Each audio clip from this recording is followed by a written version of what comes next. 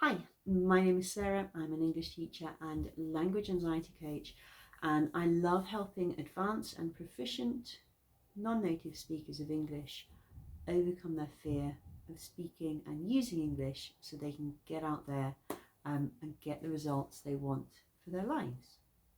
In this video, I'm going to talk about an idea from a book. The book is by a lady called Jen Sincero. I think that's the right pronunciation. And the book's title is something like You Are a Badass. And a badass basically is someone who doesn't let other people tell them what's right, what's wrong, and who feels really confident in their abilities in whatever area of their lives. And I want to explore this idea of being a badass and how it might apply to us as language learners. So if you are a language learner who is really confident all the time and never has any doubt about yourself or your speaking, great. This video is not for you. If you are a language learner who, like most of us, has doubt about themselves and who kind of feels like you're average and you're okay, but your colleague is better than you, this is a good video for you. So the problem is, let's say you've got a colleague at work and your colleague's name is Maria. And Maria was lucky enough to spend 4 years living in, I don't know, Sydney, Australia. And she's come back to your country and, you know, her English is awesome. She's definitely a badass. You, on the other hand, feel kind of maybe a bit inferior to her. Maybe you feel a bit jealous of her. You feel quite uncomfortable around her because she is so much better than you. Now, that feels very real to you. Maria is better than me because she spent 4 years in Sydney and her English is amazing. I've not had that chance and my accent is too strong, whatever. But the problem is that you're probably the only person who sees it that way. Nobody else in your office really is going to be comparing you and Maria. They might be thinking, yeah, she's cool, her English is great. But this kind of comparison, and certainly this kind of, well, she sucks because she's never left this country, nobody is doing that. And if they are doing that, they're not really people that you would want to be associated with. So what's happening here is that you have formed a belief that Maria is better than you, and therefore you cannot be a badass because you are inferior to her. Now, although this seems very real in your head, it isn't real outside in the world. But what it does is that it limits you, it limits your motivation, it limits your willingness to continue to learn and to grow, and they limit, and this is the important bit, it is a limit on how you see yourself. So instead of seeing yourself as being awesome and this incredible person who's learned a language brilliantly despite never getting the chance to leave your country, you are seeing yourself as inferior to Maria because she got a chance that you didn't. And, you know, I would ask you, is that a fair way to treat yourself? So our limiting beliefs, and we all have them, all of us, that's just part of what we are, and it's our job, I believe, to work on them. For us, in our heads, they are true. And I know for myself that when I'm kind of feeling a bit depressed or a bit sad about something, I will have this incredible amount of negative beliefs and they feel real to me. But once that mood is over and I'm happy again, I realise that those beliefs were not true. They just felt it at the moment. And this is why they're so dangerous, because we believe them because we think they're true.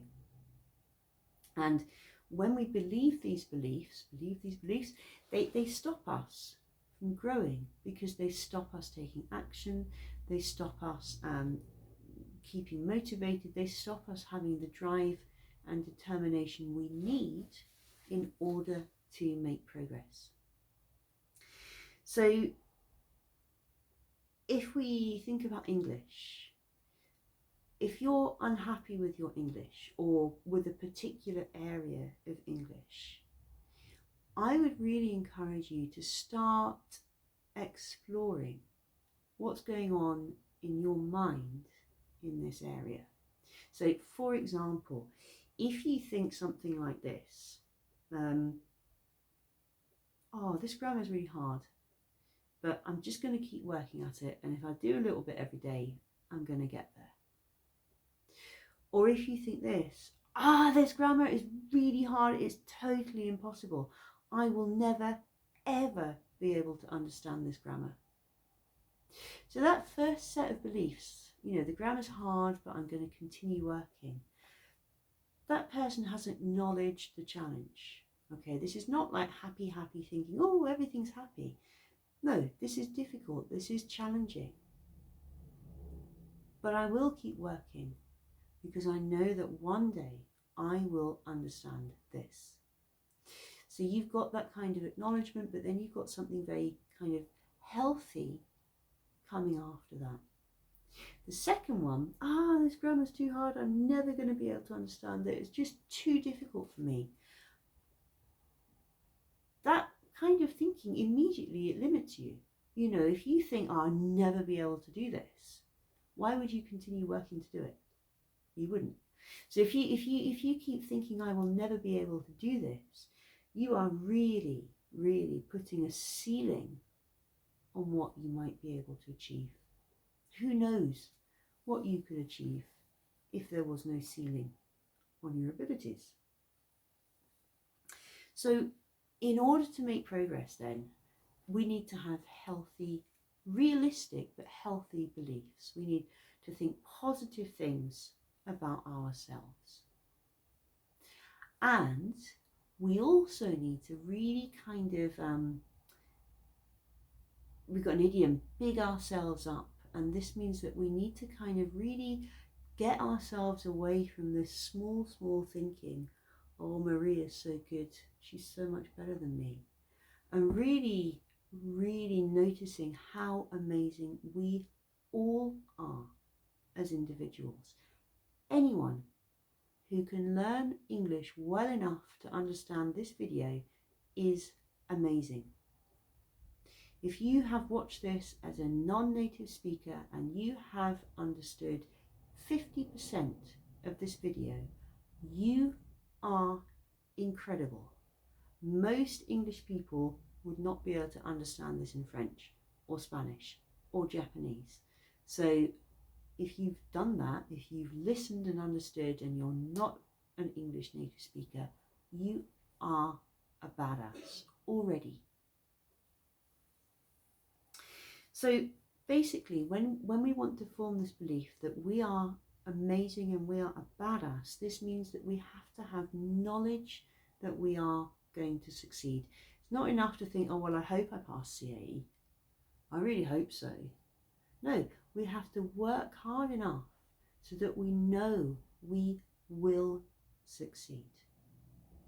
If you want to be an English badass, it means you need to stop limiting yourself by listening to those negative beliefs. That teacher from primary school who told you that you couldn't learn French. Well, what did they know? And anyway, you're a grown-up now, you can do whatever you want. If we're going to be a badass, if you want to be an English badass, you have to take pride in everything that you have achieved as a non-native English speaker. Okay, you might not be at native speaker level.